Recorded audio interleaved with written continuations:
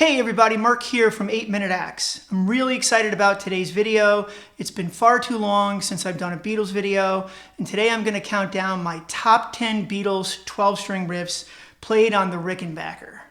Now I'm using the word riffs loosely. There are riffs and solos in this countdown, and I'm going to count them down from 10 to 1 based on the coolness of the riff, not the song. Okay, before we get started, if you're new here, you love classic rock, you play guitar or have always wanted to play guitar, or you just love the sound of the 12-string, please consider subscribing to the channel. And don't forget to ring the bell so you're notified when I upload new videos.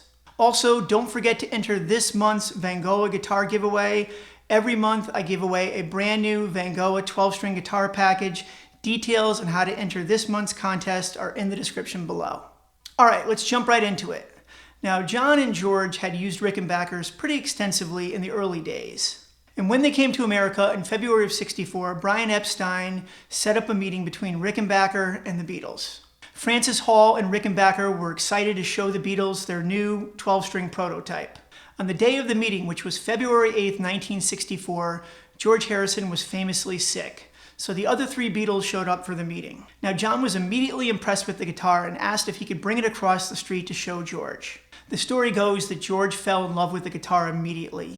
So much so that Rickenbacker 12-string, the 360 prototype number 2, would really help define the Beatles sound in '64 and '65.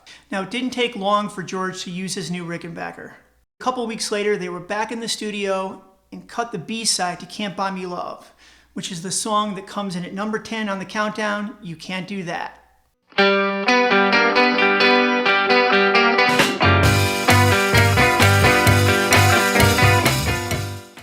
Okay, coming in at number 9 is a song off of the Beatles for Sale album, and George only uses the 12-string for a quick intro. It is a really cool intro, and if it was longer, it'd probably be higher on the list.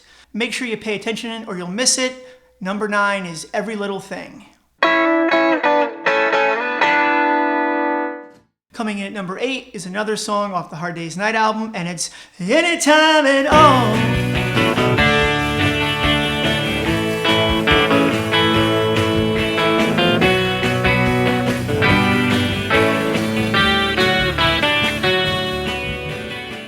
Coming in at number 7 is a 12-string part that is really indicative of George's genius. It's the perfect part to complement the song, and it's I Call Your Name.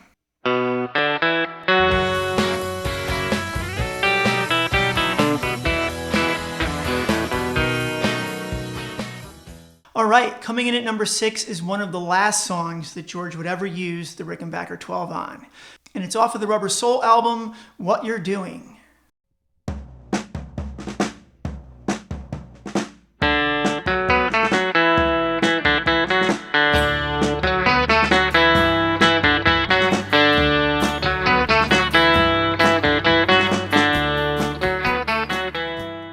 All right, number 5 is a great 12-string solo to one of my favorite early Beatles songs, and it's I Should Have Known Better.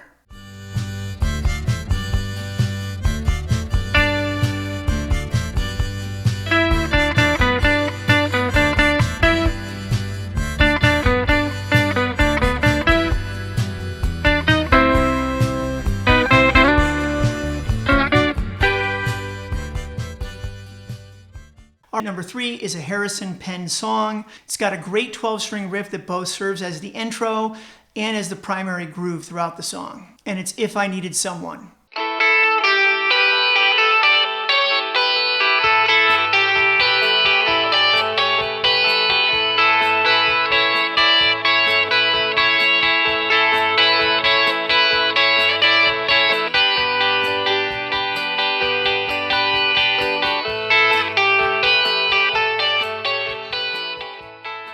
All right, number 2 is one of the most famous 12-string intros of all time, Ticket to Ride.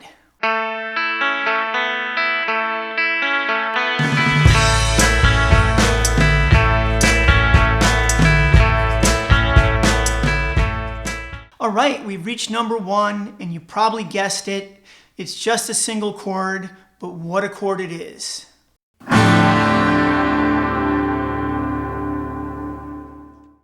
All right, that's all I've got for today. If you need tabs for any of these songs, I have them available 100% free. Just shoot me an email at markabernally@gmail.com. I'll put that below, and I'd be happy to send them to you.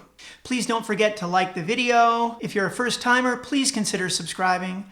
But most importantly, have a great day, and I'll see you in the next video.